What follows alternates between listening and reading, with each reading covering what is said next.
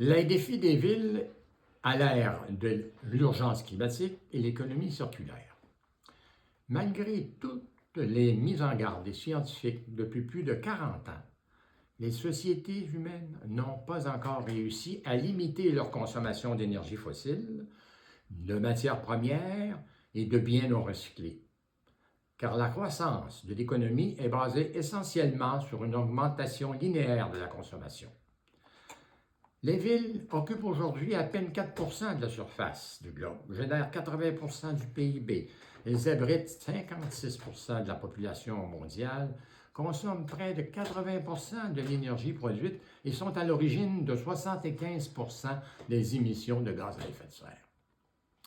Avec la croissance de la population mondiale, les villes ne cessent pas de grandir et de s'étaler, formant des métropoles et mégapoles économiques avec une population qui dépasse les 20 et 40 millions, dont la plus grande, la mégapole de la rivière aux Perles en Chine, dépasse les 65 millions d'habitants. Au sommet mondial des mers sur l'environnement et le climat à Copenhague en 2019, l'ONU rappelle que la bataille du climat sera gagnée ou perdue dans les villes. Pour faire face à la crise économique, sociale et environnementale, les villes devront donc améliorer la gestion de leurs infrastructures, avoir des services beaucoup plus économes en énergie, de meilleures performances en environnement, ainsi qu'une démarche proactive de réduction des GES et d'adaptation devant les changements climatiques.